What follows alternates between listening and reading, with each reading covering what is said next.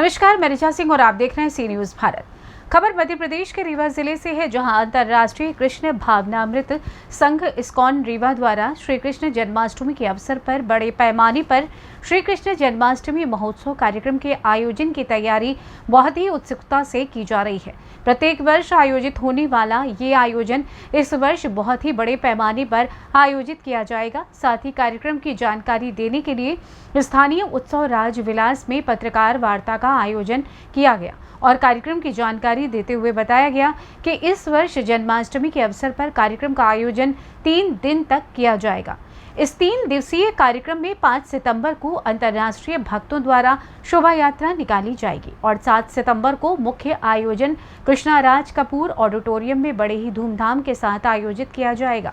इसमें भजन संध्या से लेकर कई विविध सांस्कृतिक कार्यक्रमों का आयोजन किया जाएगा। इस प्रेस वार्ता में Rewa ISKCON centre head Damodar Sakhadas, युवा समाज सेवी सिद्धार्थ श्रीवास्तव, इस्कॉन रीवा के पीआरओ आनंद नामदेव, कार्यक्रम प्रभारी लवकुश गुप्ता एवं यूथ कोऑर्डिनेटर अतुलेश तिवारी उपस्थित रहे। प्रेस वार्ता में क्या कुछ जानकारी दी गई, देखिए इस रिपोर्ट में।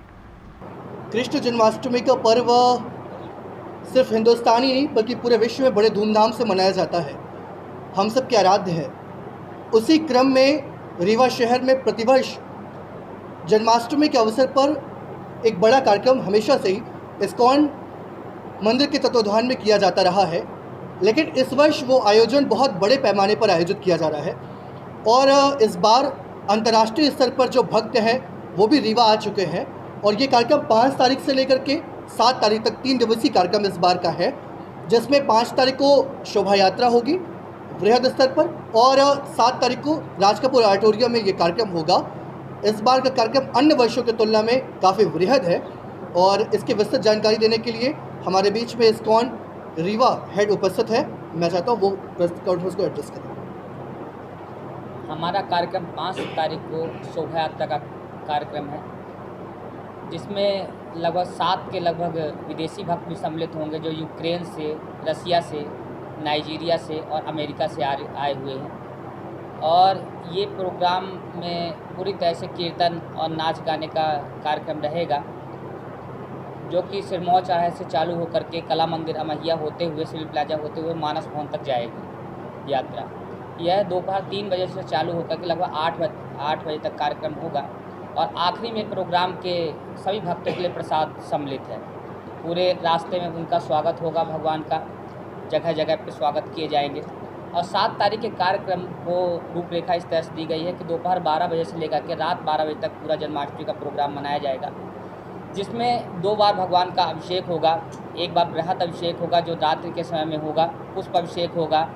एक इंडस्ट्री की ड्रामा टीम है, फिल्म इंडस्ट्री से आए हुए लोग हैं, जिनके द्वारा एक अभिनय नाट्य प्रस्तुत किया जाएगा। वेदांता पब्लिक स्कूल के द्वारा भी एक डांस और कुछ कल्चरल प्रोग्राम प्रस्तुत किए जाएंगे।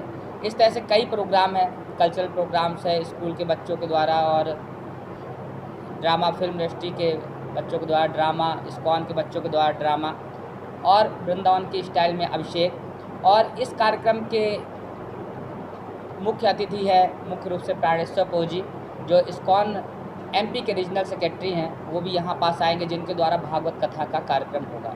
इस तरह से पूरे कार्यक्रम की रूपरेखा है। ये शोभा यात्रा कहाँ से कहाँ निकाली जाएगी? ये सिरमौर चौराहे से स्टार्ट होगी और अमहिया, कला मंदिर, सिविल प्लाजा होते हुए मानस भवन के पास तक जाएगी। शामिल हो रहे शोभा यात्रा में? शोभा यात्रा में लगभग 1000 भक्तों के सम्मिलित होने की उम्मीद है। देश के बाहर कितने लोग आ रहे हैं? देश के बाहर से 7 भक्त आ रहे हैं और रीवा के बाहर से, जो एमपी के बाहर से इंटरनेशनल लेवल के भी लगभग 10 लोग आ रहे हैं। तो कुल मिला के जो कि बाहर से भक्त हैं, अलग अलग शहरों से भक्त आए हुए, उनकी संख्या 30 है। तो इसमें सांस्कृतिक कार्यक्रम कब मिल जाएगा? शोभा यात्रा के दिन, जन्माष्टमी के दिन सांस्कृतिक कार्यक्रम का भी आयोजन किया जाएगा, जैसे कि श्लोका उच्चारण और कुछ नृत्य, सांस्कृतिक नृत्य है, सांस्कृतिक ड्रामा प्रोग्राम है। इस तरह के कार्यक्रम कहाँ है कार्यक्रम? ये कृष्णा राज कपूर ऑडिटोरियम में ये प्रोग्राम होगा दोपहर 12 से रात 12 बजे तक। इस कार्यक्रम में साधु संतों के मठों से भी कुछ लोग सम्मिलित हो रहे हैं या फिर ऐसे ही? साधु संतों के मठों से और से तो अभी तक इनको सम्मिलित करने के लिए नहीं बोला गया, लेकिन अन्य कई अलग अलग ग्रुप्स हैं, जैसे राम दरबार समिति, और राम रक्षा समिति, इस तरह की समितियाँ, बजरंग दल, इसमें सभी को सम्मिलित होने के लिए इनवाइट किया गया है।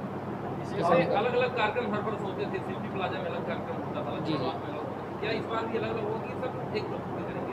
हम लोग तो चाहते हैं कि सभी कोई सम्मिलित होकर करें, लेकिन पहली बार इस तरह विश्व स्तरीय हम लोग प्रोग्राम कर रहे हैं, तो ये एक समाज को एक हम लोग निर्देशन दे रहे हैं कि कृष्ण भक्ति का प्रोग्राम, कृष्ण भक्ति से संबंधित जो जन्माष्टमी का कार्यक्रम है किस तरह से होना चाहिए। इसके बाद हम लोग की यह संभावना हम लोग मानते हैं, यह अपेक्षा रखते हैं कि लोगों की नज़र में जाएगा किस तरह से कृष्ण जन्माष्टमी का उत्सव मनाया जाना चाहिए। फिर उसको देख करके लोग चाहे तो हमसे सम्मिलित भी हो सकते हैं। हमारे दरवाजे सभी के लिए खुले हुए हैं।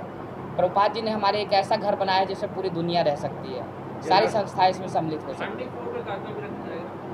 हांडी फोड़ का कार्यक्रम तो हम लोग के अलग से नहीं है, लेकिन आपके सिविल प्लाजा में मनाया जाता है पहले से, तो अगर उसको रूपरेखा हम लोग साथ मैच हुई तो हम लोग उसमें सम्मिलित हो सकते हैं। जन्माष्टमी तो हर साल मनाया जाता है, लेकिन इस बार क्या ऐसा अलग है कि लोगों का रुझान बढ़ाएगा? जन्माष्टमी तो हर साल मनाया जाता है घरों में, और अपनी अपनी लोक रीतियों के अनुसार जन्माष्टमी मनाया जाता है, लेकिन मुख्य रूप से जन्माष्टमी त्यौहार है वृंदावन का। जिस तरह से वृंदावन में जन्माष्टमी मनाई जाए, उसी तरह से पूरे संसार में जन्माष्टमी का आयोजन होना चाहिए।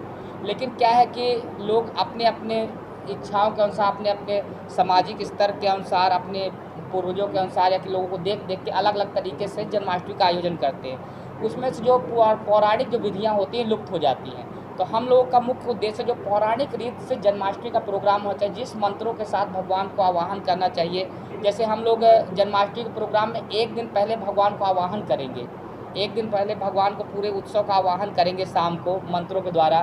फिर उसके बाद मंत्रों के द्वारा ही भगवान की स्थापना होगी, मंत्रों के द्वारा ही उनका अभिषेक होगा, मंत्रों के द्वारा उनको गाय की पूंछ के द्वारा चंदन से स्नान करवाया जाएगा, पुष्पों से स्नान करवाया जाएगा, फलों के रस से स्नान करवाया जाएगा।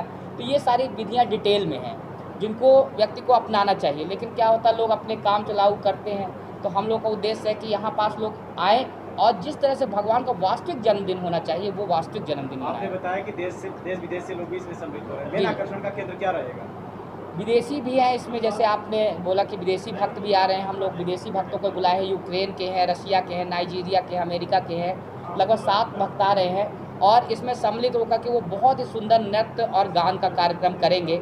अगर आपने अलग अलग नेट के चैनल्स में देखा होगा कि किस तरह से इस तरह से भक्त लोग, विदेशी भक्त नाचते हैं, तो रीवा में हो सकता है, हमें संभावना बहुत कम लगती है कि अभी लोगों ने यहाँ सड़कों में विदेशियों को नाचते और गाते हुए देखा होगा। तो अभी हमें लाइव देखने का मौका है। अभी तो हम लोगों ने, सभी भक्तों ने, रीवा वासियों ने यूट्यूब में और नेट में देखा है। अब उसको लाइव देखने का अवसर है, तो इसके अवसर का फ़ायदा उठाना चाहिए सभी भक्त। रीवा से सी न्यूज़ संवाददाता अर्जुन तिवारी की रिपोर्ट। फिलहाल इस खास खबर में बस इतना ही।